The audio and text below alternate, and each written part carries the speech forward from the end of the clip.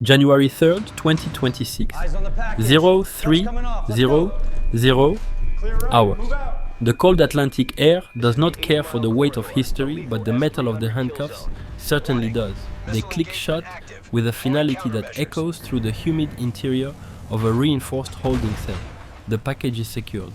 The target, a man whose secrets are worth more than the GDP of a small nation, is now a piece of cargo. But securing him was the easy part. The real battle, the true test of physics and will begins now. It is called Xfiltration, and it is the deadliest phase of any operation. Imagine the problem. You have a slow-moving, vulnerable helicopter. You have 80 miles of the world's most lethal S-300 kill zones between you and the safety of the ocean. These are not just missiles, they are intelligent hunters designed to turn anything in the sky into falling scrap metal. To fly through this isn't an act of bravery. Without a plan, it is an act of suicide. But we don't just fly, we build. We construct a temporary, invisible and impenetrable steel corridor through the heart of enemy territory. This is not a rescue flight. This is the ultimate demonstration of American engineering.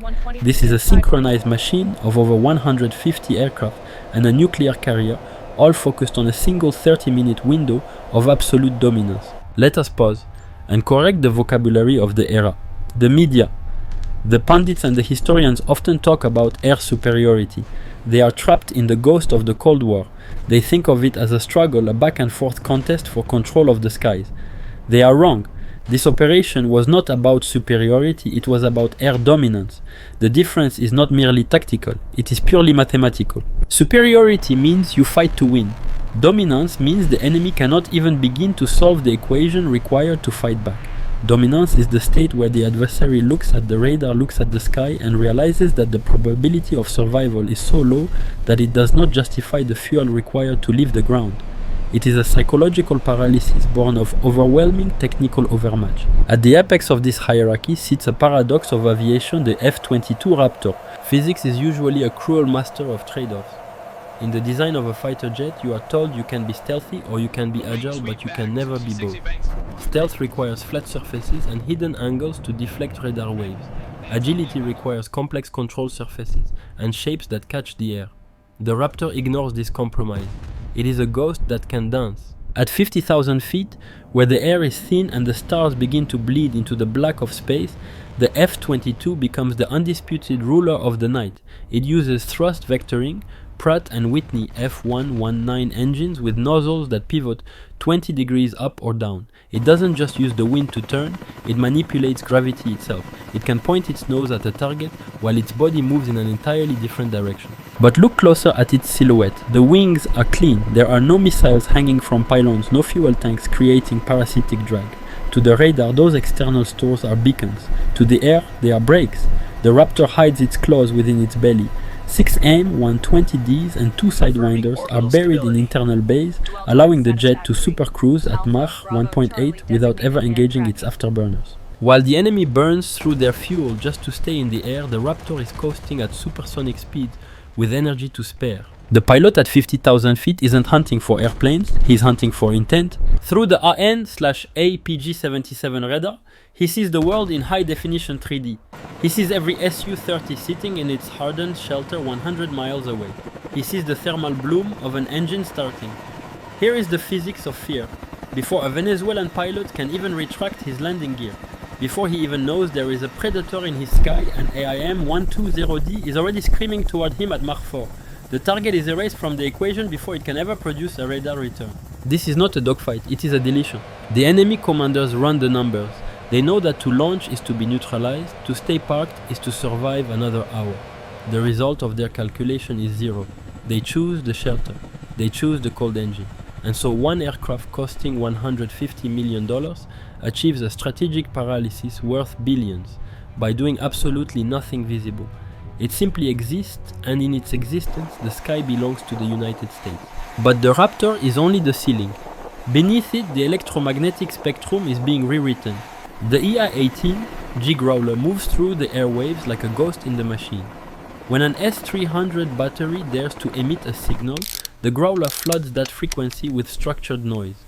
It presents the enemy commander with a binary choice: turn your radar off and go blind or stay on and guide a high-speed anti-radiation missile directly to your own forehead. Either way, the network is neutralized.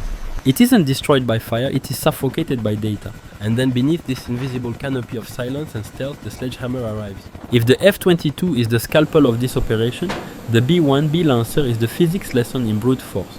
Why bring a strategic nuclear bomber to escort a single helicopter? Because the B-1B is a masterpiece of variable geometry. Its wings are not static pieces of metal, they are living components that solve contradictory requirements in real time. When the Lancer needs to wait to loiter like a patient vulture over the horizon, its wings extend to 15 degrees. This creates maximum lift, allowing a 480,000-pound beast to stay airborne for hours, with minimal fuel burn. But the moment the package is moved, the physics change. The actuators engage. The wings sweep back to 67.5 degrees. The profile transforms, the drag disappears. 4 General Electric turbofans kick into afterburner, producing 120,000 pounds of raw unadulterated thrust.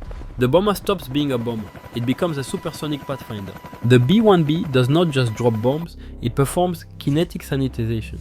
From 25,000 feet, its sniper, XR pod, reads the thermal history of the Earth. It doesn't just see a truck, it sees how long that truck has been idling.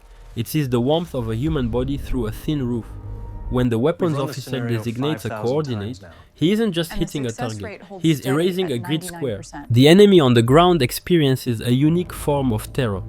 Because the Lancer is flying faster than its own sound, there is no warning.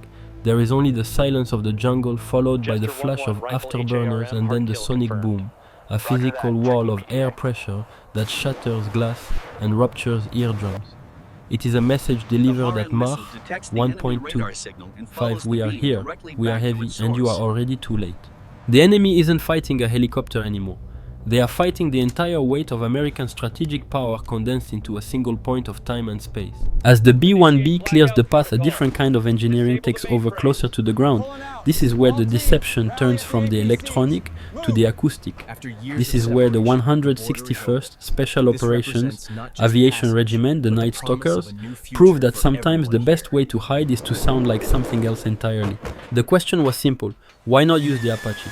It is a flying tank after all. But the Apache has a fatal flaw for this mission, its acoustic signature. The rhythmic slap of its rotors is aggressive, distinct and unmistakable. It screams attack.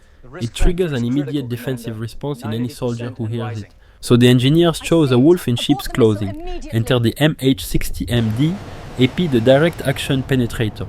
To a casual observer standing in the humid darkness of the coastline, the silhouette is familiar, almost comforting.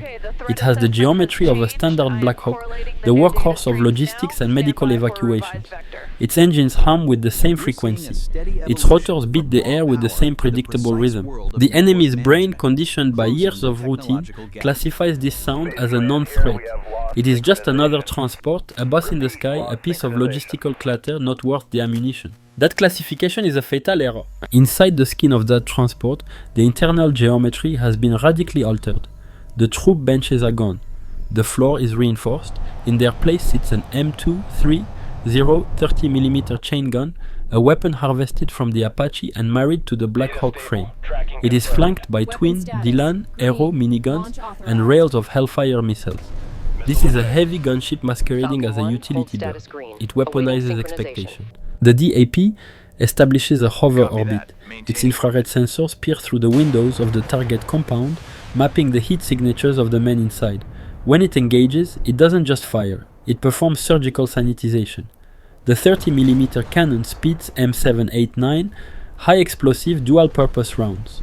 These are masterpieces of lethality, using a shaped charge liner to inject a jet of molten metal through reinforced walls. The enemy faces a cognitive paradox that lasts only seconds. Their ears hear the slow, heavy rhythm of a logistics bird, but their eyes see the muzzle flashes of a main battle tank. That split second, the cognitive lag between the audio lie and the visual truth, is where the battle is won. By the time the brain tries to correct the equation, the room has already been cleared. The targets are neutralized before they realize the engagement has even begun. while the DAP holds the perimeter the billion-dollar taxi descends. The extraction vehicle is the Boeing MH-47G Chinook. In the world of high-stakes military aviation, the Chinook is a monument to the concept of redundancy. It is a machine designed to survive the impossible. Twin tandem rotors eliminate the need for a tail rotor, which is often a helicopter's greatest vulnerability. Twin Honeywell turboshaft engines and dual hydraulic loops mean that the machine can absorb staggering amounts of punishment. If one engine is shredded, by small arms fire the other compensates. If a hydraulic line is severed, the backup maintains flight authority. It is not just a helicopter, it is a flying fortress of mechanical resilience. The flight profile for the return journey is nap of the earth. The pilots are flying at 50 feet above the water, so low that the rotor wash kicks up a continuous veil of sea spray. In total darkness, with no horizon line and no visual cues, flying at this speed so close to the surface is a mathematical nightmare. A human pilot relying on instinct alone would likely fly into a wave within minutes.